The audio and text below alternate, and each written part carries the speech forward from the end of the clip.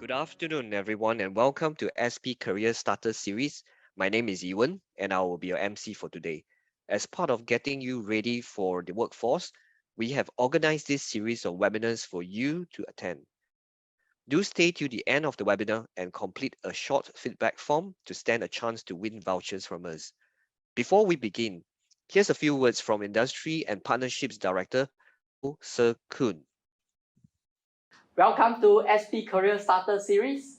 I'm Sir Kun, Director from Singapore Polytechnic Department of Industry and Partnerships. My role in SP includes taking care of you, our graduates. At SP, we have prepared you to be life ready, world ready, and work ready. Beyond graduations, SP continues to journey with you, and many of you here would have just graduated within the last 5 years. And some of you are still figuring out your next steps, be it to further your educations or to start working. I can understand this is not so straightforward these days, as there are so many options and pathways available. For those of you who have secured a place for your further educations, congratulations to you. And for those of you who have yet to and unsure of your future, I want to encourage you to join the workforce first.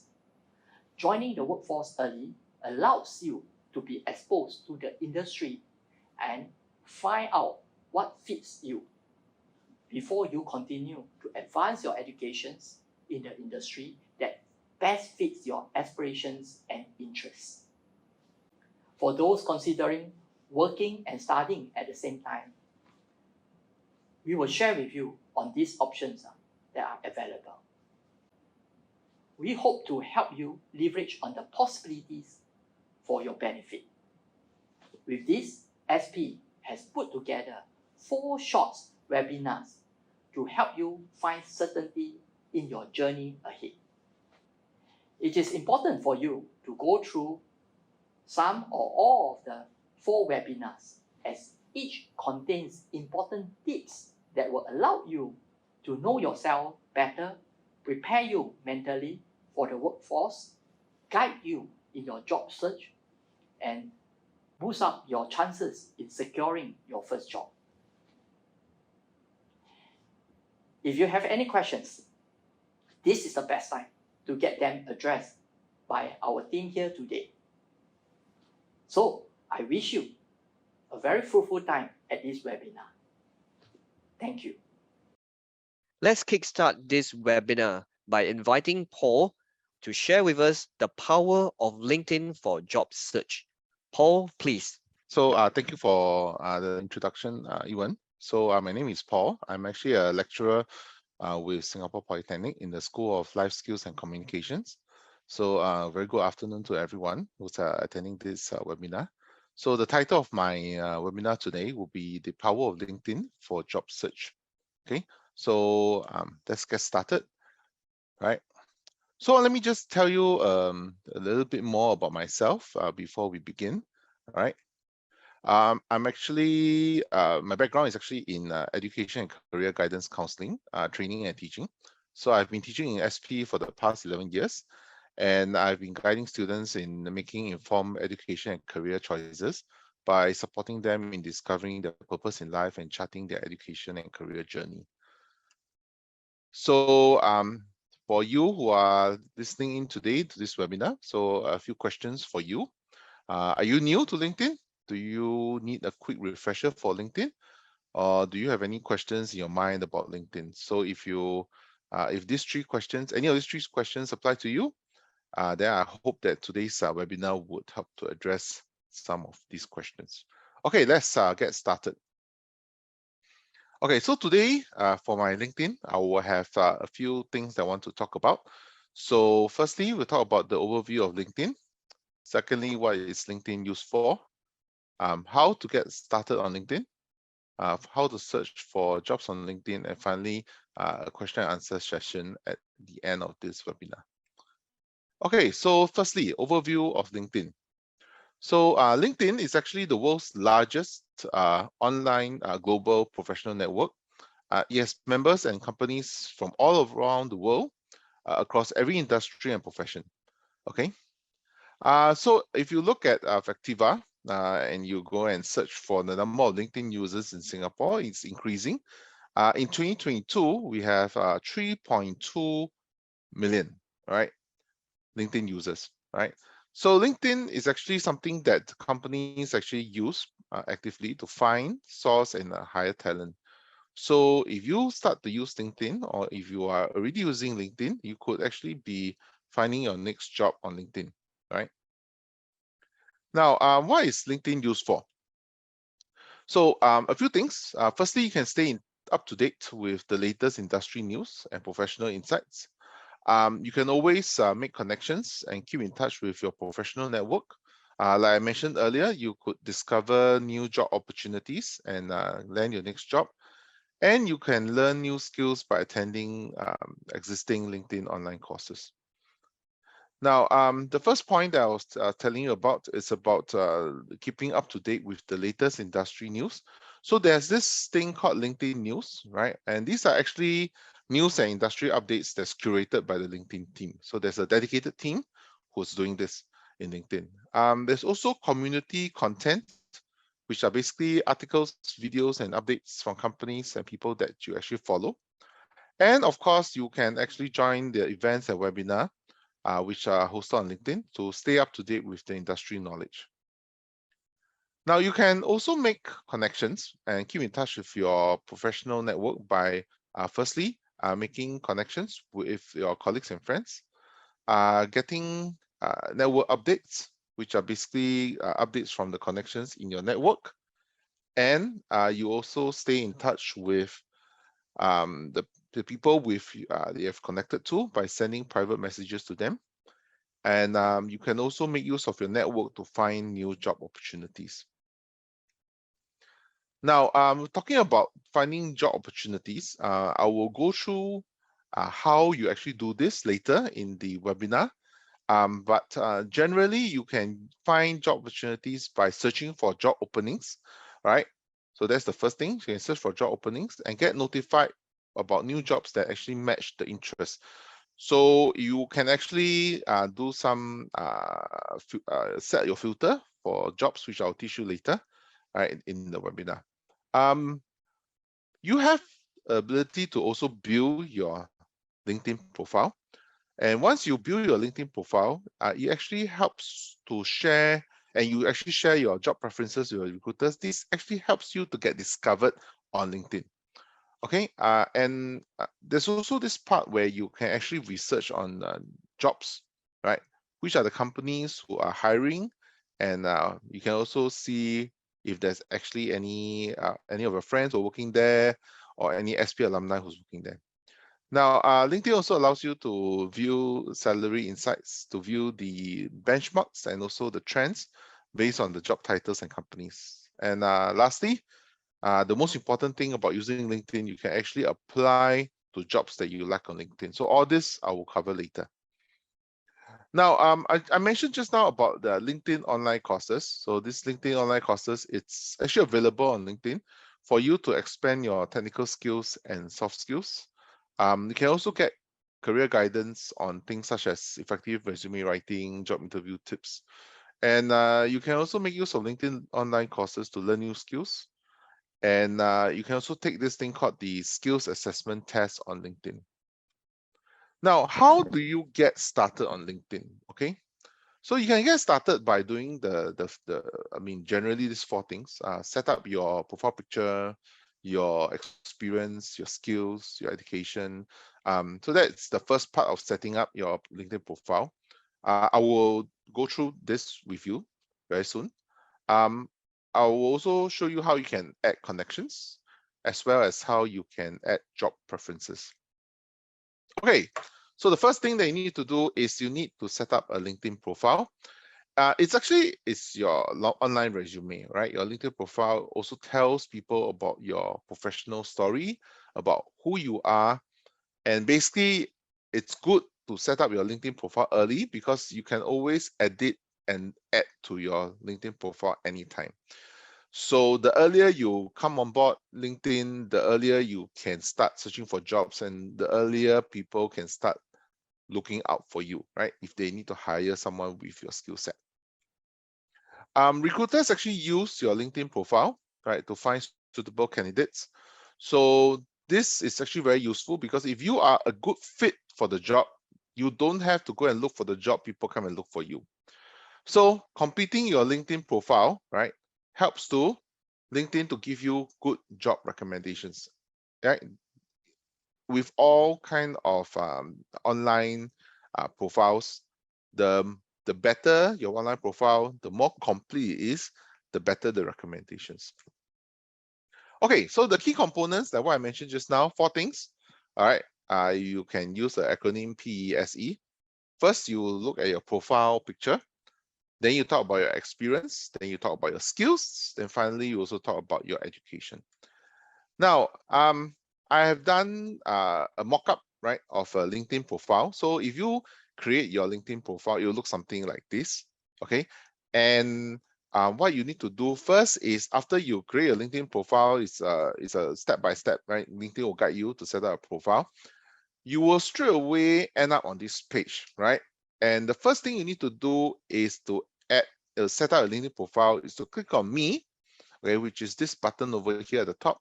You click on me, and also the next thing you click on view profile. Now, the moment you finish this, you'll bring you to the next step, which is to add your profile picture. Now, why is it important? Because your profile picture is your personal brand. It is the first thing people see when they look at your LinkedIn profile, okay? Now, make sure your profile picture is up to date, right? And a very simple tip, right? How big or how small a picture should you put on LinkedIn? You crop the picture from the top of your shoulders to just above your head, so your face fills the frame, okay? This is your first step, okay? Now, a step-by-step guide, right? So let me go through step-by-step what you do, all right? So this is your camera picture. So you click on this camera icon, right? Add a photo, right? Then you upload a photo. Okay, so this will allow you to search in your laptop or your mobile phone. So you can access LinkedIn via your laptop or your mobile phone, right? It's very convenient. Then you go and find a photo that you like, upload it, and then once it's done, you will have this picture uploaded successfully. This is one of our students from Singapore Poly. So I'm not sure if you know him, but yeah, he's our existing graduated student from SP. Now, once it's uploaded successfully, you will then be able to see this on your profile. Okay. Now, the next thing, remember I told you after setting up your profile picture, the next thing is experience. Now, what is experience? Your experience is something that is a part of who you are today. Now, it can include things like your internship, all right? It can include things like the part-time work that you have done, the volunteer work, and even one-off projects that you have done, either when you are in SP or from even after you graduated from SP, right?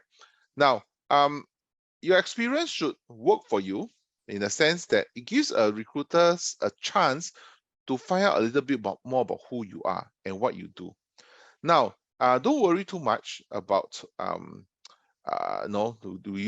will you give out too much information about yourself. Now you can set the privacy settings and limit the people who can view your LinkedIn profile and how much of your LinkedIn profile is visible to the people in the network.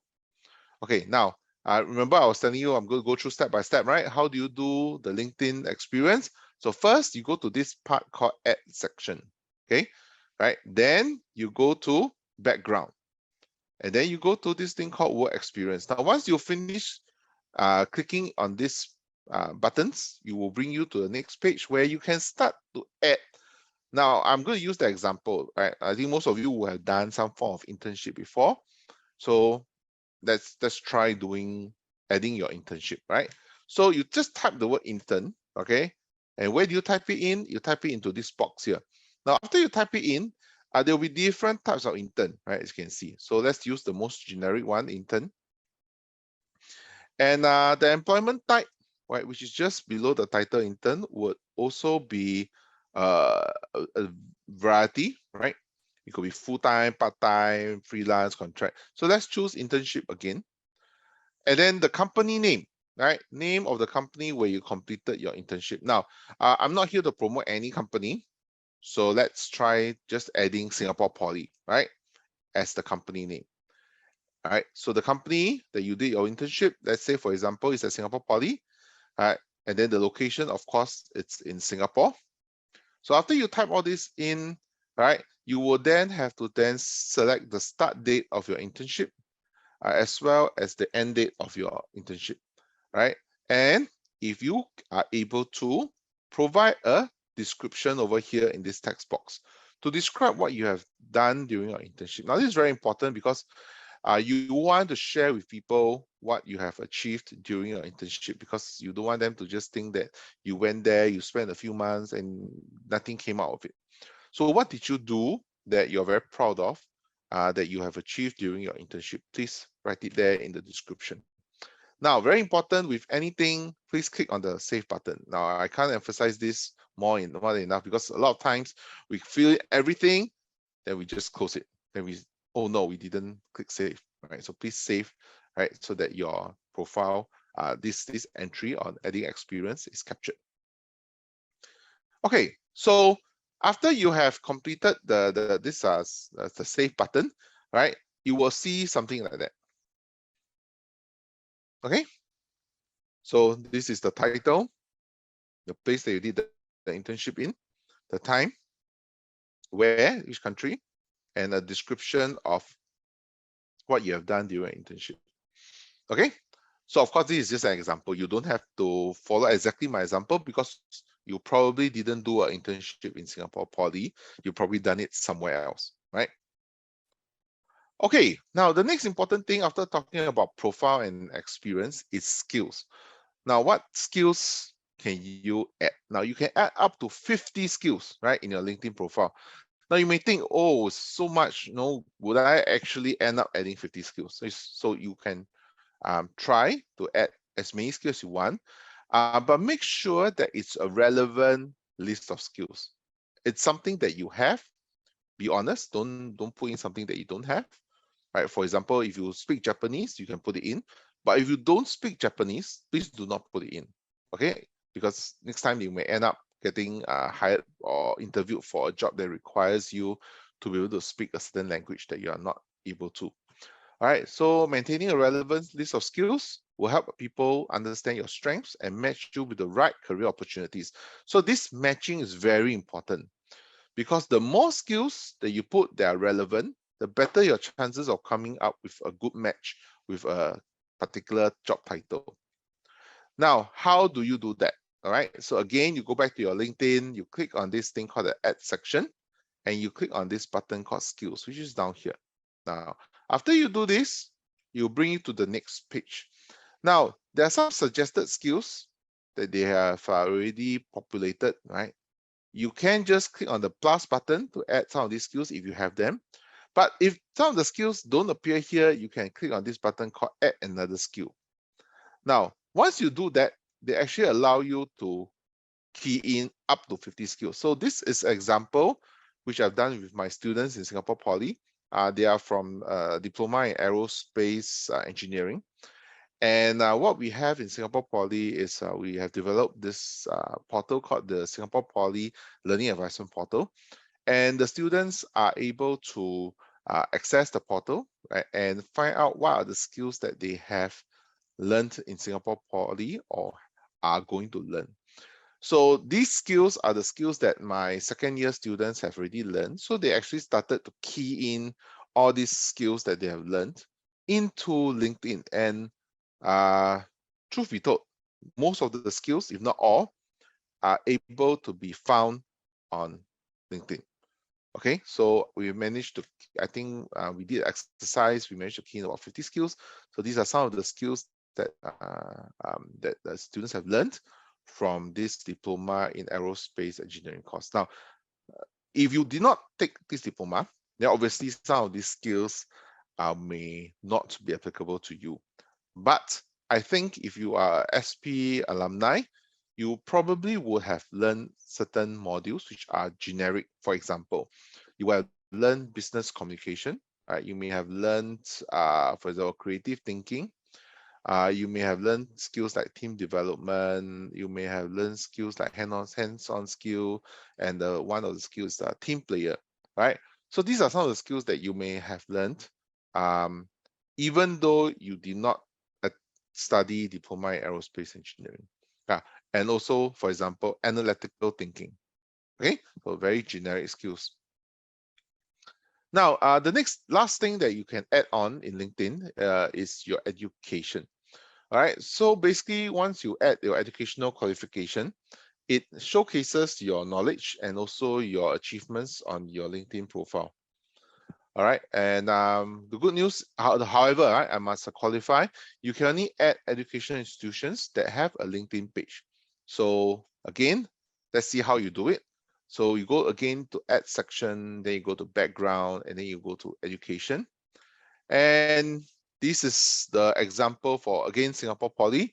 So if you're our alumni, you just type Singapore Poly. Singapore Poly is on LinkedIn. So the degree type is actually diploma.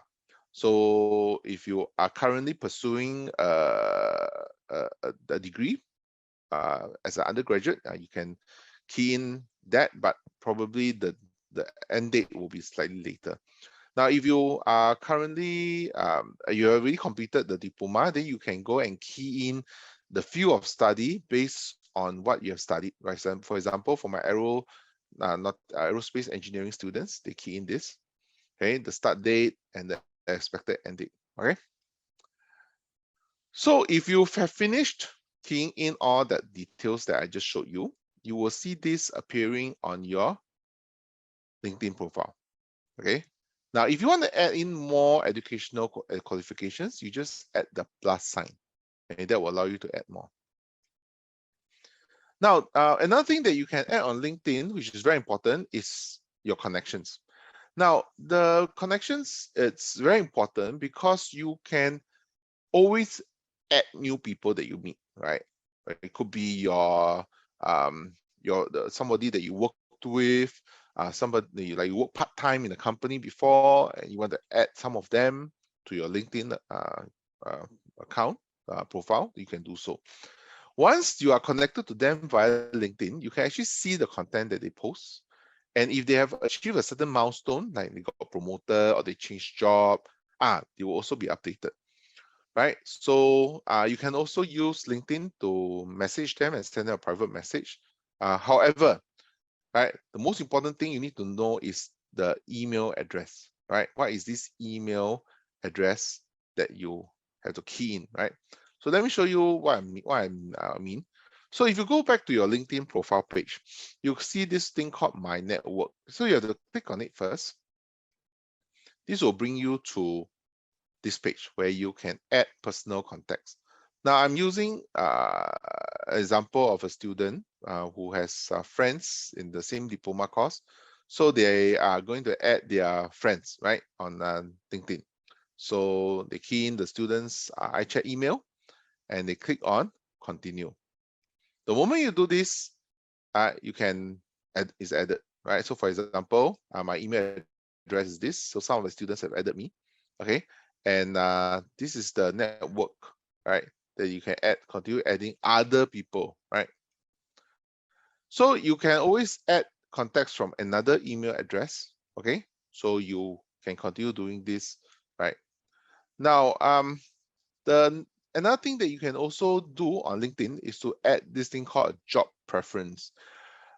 If you are ready to start work, right, you can actually let recruiters and the people who you're connected to on LinkedIn know that you're open to working. Now you can specify the types of job opportunities, your preferred location, and your LinkedIn profile will actually show all these results, right, in your search when you are searching for a job. Okay.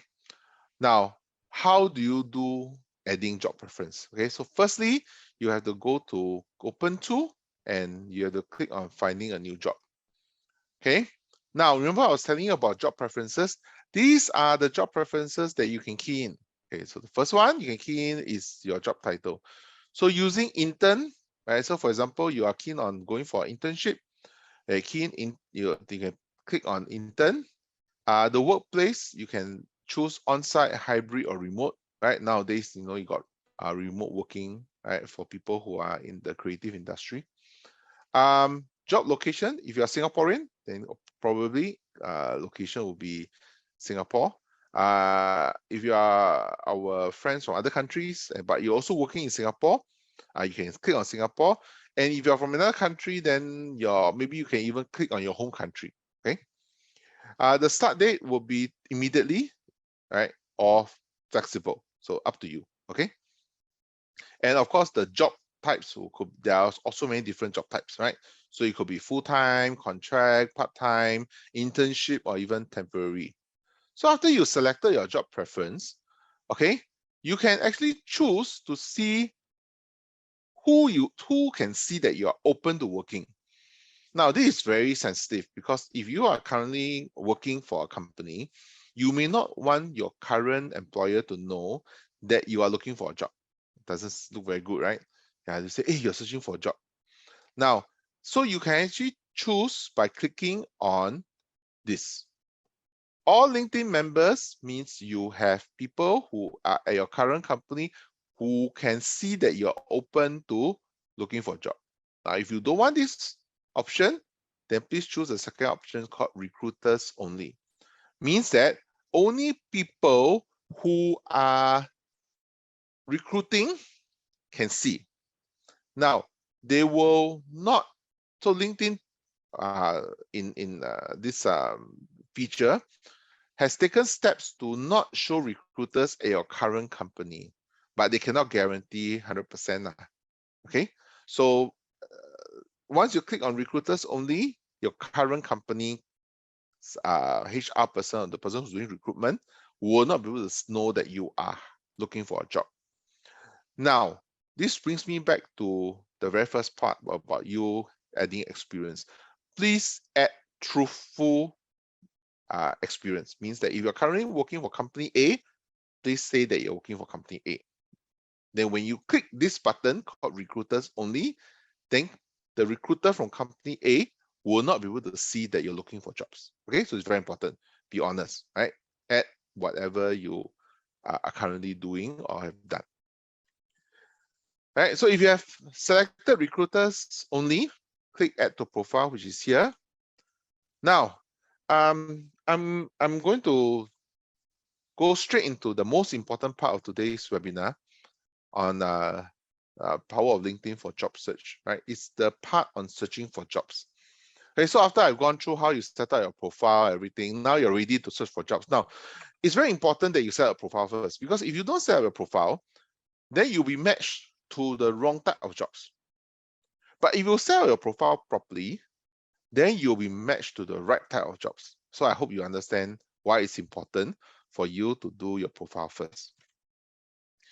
Now, LinkedIn actually helps you to find open jobs that suit your skills and qualifications, right? You can access the job page to search and filter jobs based on the criteria that matters the most to you.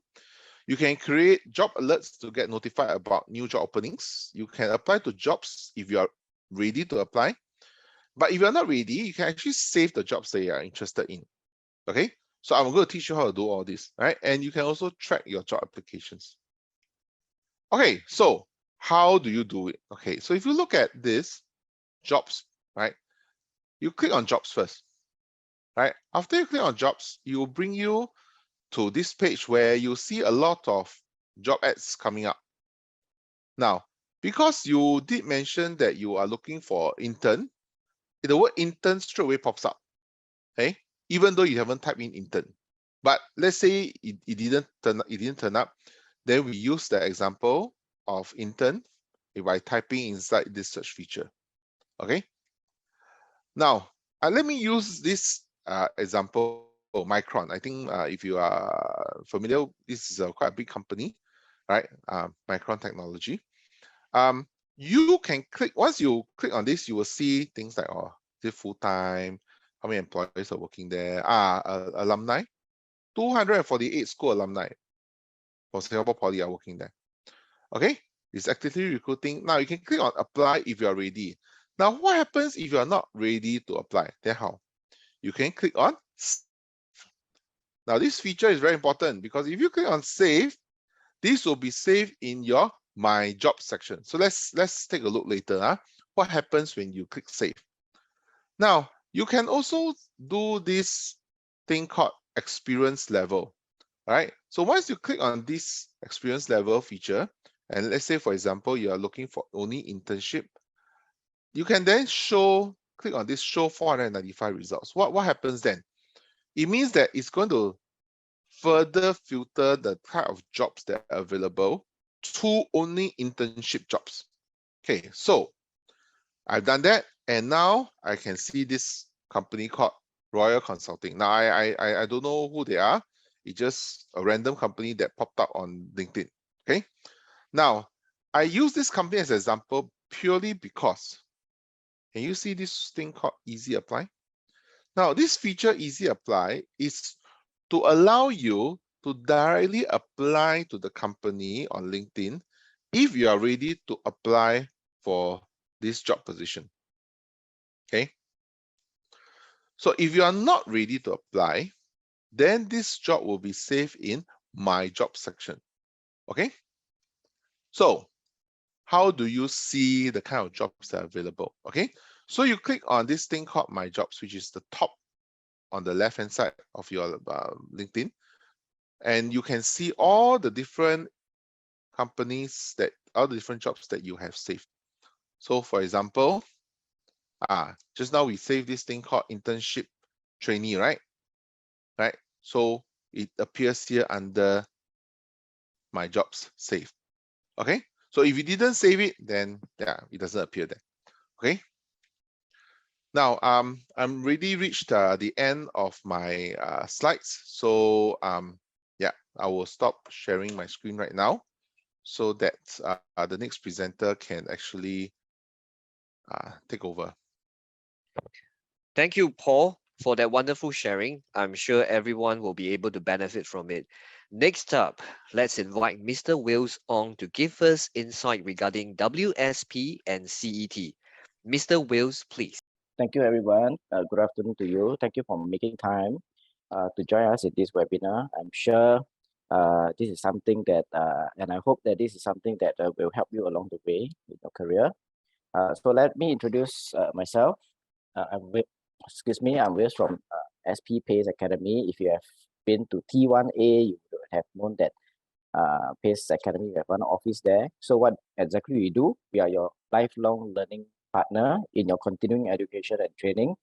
Regardless of each stage, we certainly have something for you, which I'm going to share with you in a couple more slides.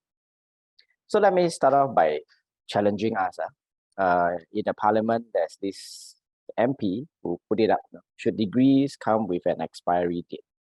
Sounds scary, right? We spend so much time studying for something, and yet it has an expiry date. But totally, what is this MP trying to say to us? So if you look at your diploma, if I got to give a diploma an expiry date, how does that feel? Do you think it's something that we can all accept? However, there's a message behind it, which I'm going to share with you in a couple more slides as well.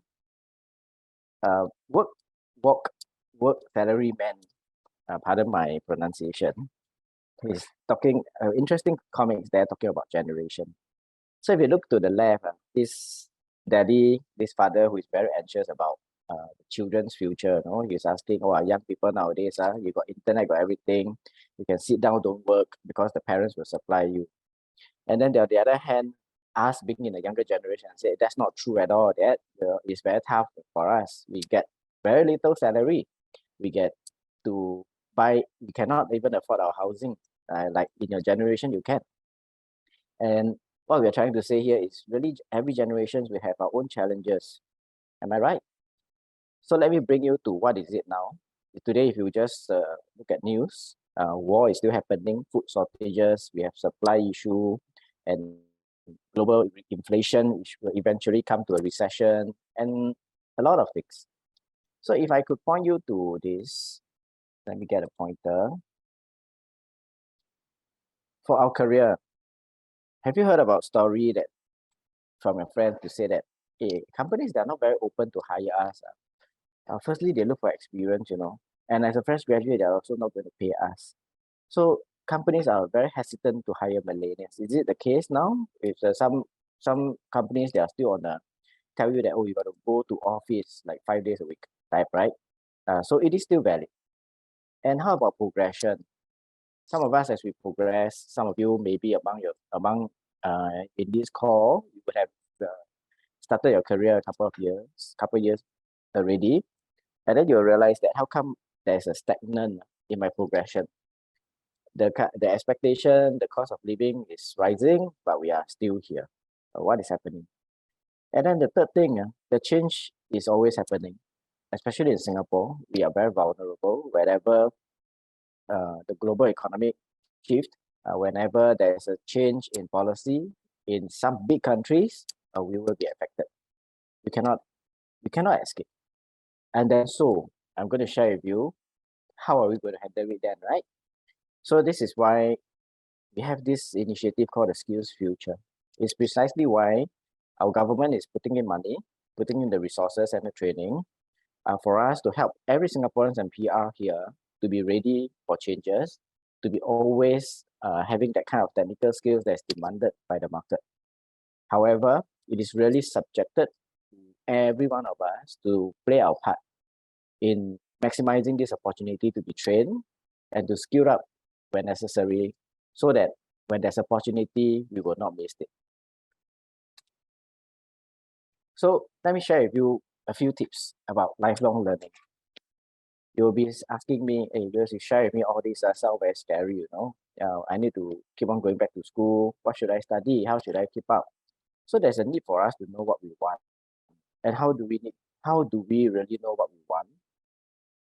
I suppose it's also important during over the circuit breaker and the pandemic. A lot of us start to really ask ourselves, what is it that we really want? The starting point could be to know about our value, interests, and what we like, and maybe what is our strength. And so then we can assess where are we now and how can we play a better role in the changing world. So the world is ever changing, right? And it's not going to stop changing for us. Then the next thing is to know what's available, especially understanding where is the trend heading to, and not just chasing towards the trend. I always use this when I was a student. The whole pool of cohort go for chemical engineering type of courses because Singapore then was starting up Jurong Island, and the perception then is, oh, since they're starting up, jobs are there will be growth and opportunity. But if you look now and then, are there really opportunity and growth? I would say there used to be, but not too sure for now. Certainly not too sure for the future. And when I started work, a lot of people would go to study hospitality, tourism, because we are starting up RWS and MBS. And if you look at hospitality and tourism, certainly when COVID happened, something happened to the industry. So my point to you is something that we learn may not stay with us forever because the industry also shifts. Then how do we then find job opportunity? I think just now Paul shared about LinkedIn. That's a very good avenues for us, because LinkedIn allow us to have network with individual, whether virtually or some of us may know some of them personally. And these network are very good referrals for us. If you ask me that as a hiring manager before, when I look at CVs, right, most of the time I don't get just to understand their skills or expertise that can come, but we will look at whether there's a job fit. If they have a referral or someone recommend the person to me, certainly this is someone that I will consider as a first priority. Online job portal, there are many. I think even if you go into My Careers Future, you can see all the jobs there. So this I will not go into detail. If you could join us at the next seminar, which is going to happen next week, my colleague is going to share with you how a resume writing and some of the skill set that can help us land into interviews or maybe to even get into job. This is most important. What is a reality check? Are the employers now paying for what we are working at? So they want to hire somebody because to solve their problem, right? So this is something that we need to assess, Remember the graph that I showed you? The cost of living will continue to rise. Some of us, maybe salary is stagnant to a certain point. And how do we then close this gap? And to close this gap, of course, is we have to provide some values to someone, right? If let's say you're buying a new phone, this phone must certainly have a better specs than the previous phone, and so that you can pay that value, additional kind of like money, to buy the new phone. So it is exactly like how we are as an employee to the employer. In order for the employer to pay us more, we have to give that extra productivity or that value. So make a guess, what would the employers look out for when they hire somebody? So if you look at the chart there, so most employers are assessing job applicants not just based on academic qualification alone. This is about 72.6% of them. That is almost 7 out of 10 employers don't look at your GPA, or your diploma. To them, that's not really a key consideration. Yes, you have some technical skills or knowledge that they need, but it is not the deciding factor. So what is then the deciding factor? So if you could rank attitude, experience, and skill, based on our experience when we work with mid-career individual as well as fresh graduate for placement. Placements mean we've helped them find a job. They are employers, they're really trying their best to get the best fit and for those that they call it teachable or trainable to come to them. Tips number 5, by knowing yourself, sometimes we need someone to help us. So in SP, we have Education and Career Guidance Office. They are equipped with ECG counselors, education and career guidance counselors, as well as career advisors. This service is free.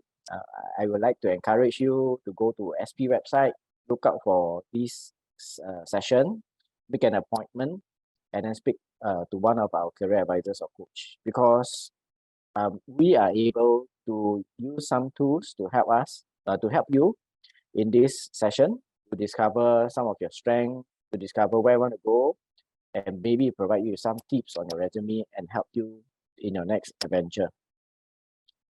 Okay, they are just like you driving and then providing you with a GPS system to bring you to your destination.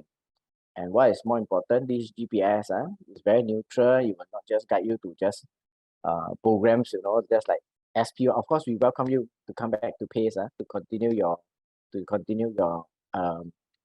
further studies or even take courses with us. Our career coaches are very neutral. They look to you at your best interests, and depending on where you want, we should be able to guide you. Okay. So number 5, I also want to share with you very interesting programs that we have. You would have heard of it, I'm sure, but I'm going to kind of like refresh your memory for this program called the Skills Future Work Study Program, WSP in short. WSP for diploma graduate, we have specialist dip is for 12 months, we have advanced dip is for 18 months. And it is very structured. That means you go to work full-time, we have projects for you that is catered to help you progress well or show to your bosses that whatever you learn is applicable to your job. So there are also on-job training, structured design, co-design with your company, and to make sure that whatever that you do on the job will supplement whatever that you have in, will also supplement your progression in the specialist dip or advanced dip. So of course, you will come back for classroom training to attain that specialist dip or advanced dip. So what is it for and how does it work? It's only for Singaporeans and PR. For foreign students, and I'm sorry, this program may not be suitable. This program is also targeted at fresh graduate. We define fresh graduate as someone who has graduated 36 months from graduation. Some of you here will be 5 years from graduation. Yes, please come to us because on a case-by-case basis, you'll also be admitted into the program. However, the $5,000 incentives will only be paid to Singaporeans who have graduated 3 months or already 3 years or already 3 years ago. So you'll be given the $5,000. So when you apply, what happened? We have very good participating company, reputable company that is very invested in you, in your development and growth with them. So we work closely with this company. We will job match you to the best company. So the company will interview you, place you as a full-time employee.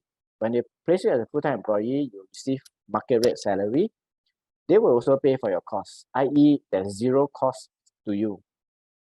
You'll design the structured OJT with them so that whatever that you learn is applicable when you go to the workplace. They will be assigning a company mentor for you because as a young graduate, we hope that you can learn from somebody who is expert in the company, right? So this mentor, they are supposed, the participating company will work with SP to identify this individual. And if we can, we'll give them some guidance about how then you can work with fresh graduates. So this is also an opportunity for you to do some career testing. I'm going to share with you one example later of a WSP graduate who actually attempted to use WSP as her career test, and it actually works out for her. There'll be opportunity for career progression because imagine the company pay for your course fee, want you to come on board. They wouldn't want you to just be there for 1 year or 1.5 years to finish the program. If the company can, they will certainly want you to progress with them or to work with them for a longer period of time. And the company have sponsored you for a diploma or a post-diploma. Some of them will certainly want you to advance and then to even sponsor you for further education such as a degree. I'll share with you this individual. Her name is Hui Ting. So she is from WSP in chemical engineering. She started out as a current student, like the diploma holder. So she is thinking, at the age, we don't really know what we want in life due to our limited life experience. So she said, hey, let me explore. I'm not too sure whether chemical engineering is something that I will do for a long time. So she said, why not I go into this advanced deep chemical engineering? Then what happened is she joined this company called Chevron, or Oronite, in short, it's Chevron, the petroleum company. And she did well. She did very well for her course also, and she was admitted into part-time degree NUS in chemical engineering. So by career testing, she somehow used the WSP as an exploratory to make sure that she can continue with this. So on the other hand, if let's say she doesn't want to continue, it's fine, because she can use this advanced deep to apply for something else and she go into another career. But she has kind of like a chance for her to try out anything. So because without trying, you'll never know whether it's something that you like or grow to like in it. What's important here, the company also invested in her and sponsor her degree. So she's now still with the company. For WSP, we have very different sector. We have different progression pathway. I just thought to share with you this very quick overview. For more information, I really encourage you to take a look at our website. For cross-sectoral, we have one program that I want to share with you is digital content marketing. We have collaboration with SUSS. The other program that we have collaboration with SUSS is applied food science. So how does the collaboration work? That means once you are taking on the modules here in the WSP, we do have some arrangement with the university that you can gain credit exemption. So if you are progressing into SUSS, for example, you save some time there, you save some money there because you have taken courses here already. So then with the exemption, you will maybe graduate earlier with a degree from SUSS. So if you are mid-career and then you'll say that, hey, I am 5 years past WSP, it's not something that I can consider, then I would like to point you to this program that has started in April 2022, relatively new. It's called the Skills Future Career Transition Program. So we have a couple of programs. So you are like mid-career, then you think that, hey, I've worked for a couple of years now. I think maybe it's time for me to learn something else and move to another industry. Or currently you see no really good future in my current industry. It is like almost sunset. Then what can I do? So as a lifelong learner, I already encourage you to take a look at career, SCTP in short, and then to look at the program that you come back to school for a couple of months, work part-time. You don't need to tell your boss because you pay for it. You can use SkillsFuture credit if you're above 25. And after that, you'll be job matched, or someone like us will help you to find opportunity to transit you to another space. And say, if you're thinking, let's not commit, to this, I'm not ready. Certainly, you can come back to take part-time program. Our post-diploma is available. We have this category called recognition of prior learning. That means if you are having a little bit of knowledge or experience, you want to go into to learn some advanced dip or specialist dip that's not really related to diploma that you have studied, you're most welcome to join us, apply to us. We have short and more short courses as well, and we have online courses as well. So please take a look at PACE website. We'll give you more information. So before I end here, I thought just start to have some of the borrow some of your thinking. So your friends, some of them might have gone into a private education and took out a private degree. I just want to ask this question, right? How much do you think it costs for a private degree? So you just Google. Most of us may find some answers from the various private education institution provider. It may cost you about 20,000, 30,000, 40,000. Then while we are studying full-time in a part-time program, can we earn an income? High chance is maybe we can do some part-time job or grab just a little bit of money here and there. So I'm going to use this point to help us think back. For work study program, the company pay the course fee for us. The company also pay us a salary. So if I could tick boxes and I compare, I thought WSP may have a little bit more chance for me to save money, right? To help my family. The family also don't need to fork out that kind of money for private education. And then more importantly is whether private education can guarantee us an employment, i.e. if we graduate with certain overseas degree and I'm going to put it out there and apply for a job, can I get that job? So think about it. And I'm going to show you some real statistics. All the private education institution, PEIs in short, they must subscribe to support this thing called the Graduate Employment Service, just like all of us. Like I want to bring your attention to this. You see, only 46.4% will get the job. So they have paid the fee, they have not received monthly salary, and yet only about less than half of them can manage to find a job after graduate. How much are they paid? At most about 3,000. Not bad, but imagine only 5 of them can in a median salary lah. So there are people who are lower, some of them will be a bit higher, but only half of them. But on the other hand, if I point you to WSP, SP has 74.6% of them who found a job. Not say found a job, sorry, I correct myself. They retain in the job. So WSP is something that you apply with job match, you get into the program, you study and you work, and 74% of them stay in the company and continue working with it. So you remember Hui Ting's story? So she's one of those who stayed and she got a degree sponsored by a company. Then you will ask me, what happened to the other 50%? Where did they go? So based on our statistic, most of them would have changed into a sector, or they have saved enough money, they continue education on their own. Take a look at the pay, 2,641. I think we can just take a look at here. I don't think it is very far off. WSP 1 year specialist diploma, 1.5 year advanced dip. We are already drawing salary like that. 2006. If you go to PEIs, maybe you do a 3 years full time, you only get about 3,000. So is it worth the investment? So maybe it's for us to think about it.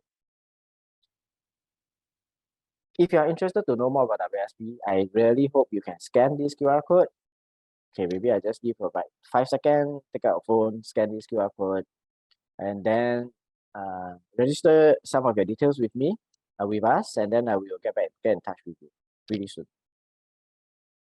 So I will leave the Q&A for later.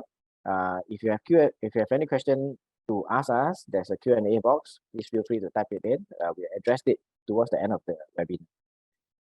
So last two things, if you would like to know more about PACE, please still go to SP website, or you can just type this URL in.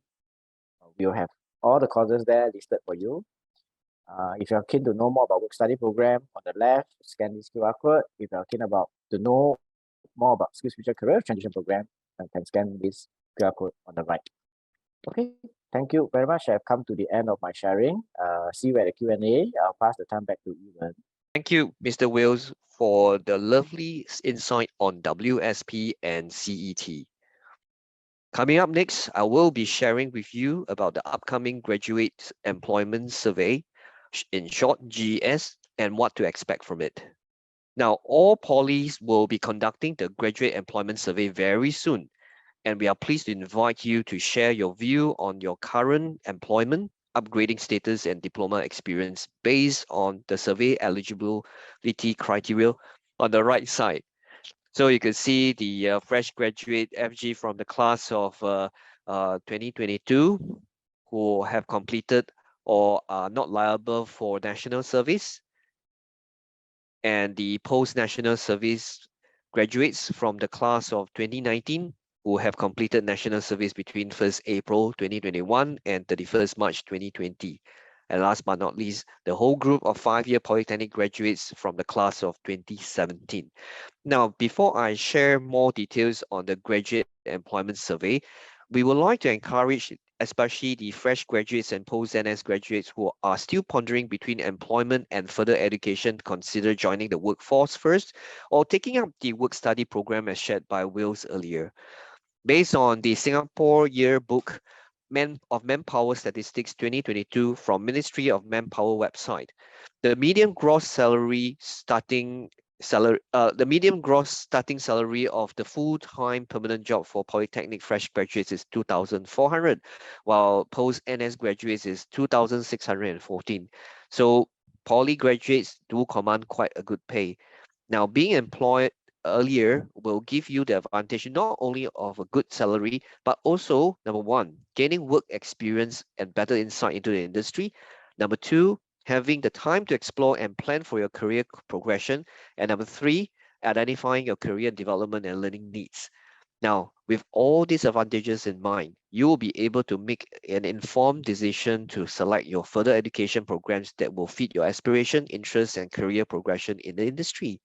And when you complete your further education by then, you will be on the competitive edge, armed with both work experience and qualifications.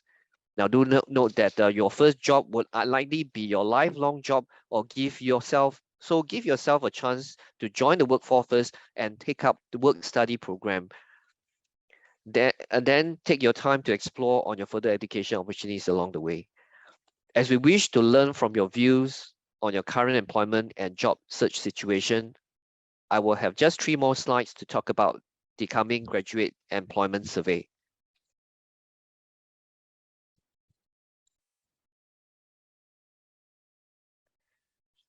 We have appointed Beacon Consulting Private Limited to conduct the survey on behalf of the 5 polytechnics. Now, the GES online survey will have a link sent to you, and it will be sent by Beacon, and you will have the login instructions stated in the email or letter. Now, the email should be from polyges@beacon.com.sg. And when you click on the website, do take note the domain is beacon.mx. And the GES start date is on the 3rd of October, 2022 on a Monday. For fresh graduates and post-NS graduates, you will have 2 months to complete the survey, and the deadline is on the 28th of November, 2022. Whereas the 5-year graduates from the class of 2017. You have 3 months to complete, and the deadline will be sometime on the 2nd of January 2023. Now, the estimated amount of time that you need to complete the survey is about 30 minutes. And above all, once you have completed the survey, you also stand a chance to win attractive prizes as shown on the right-hand side.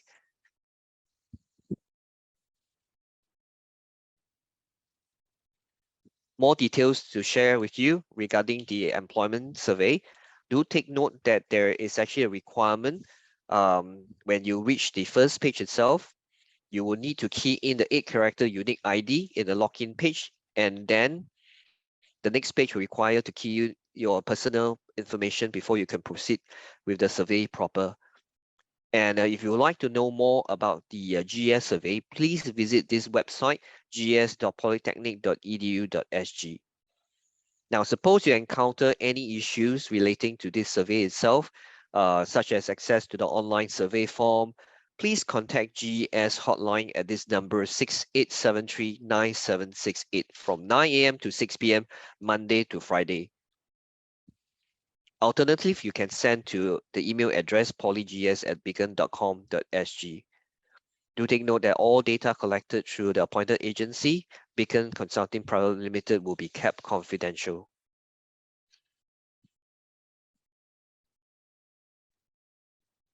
Let us continue to keep in touch and journey with you beyond graduation.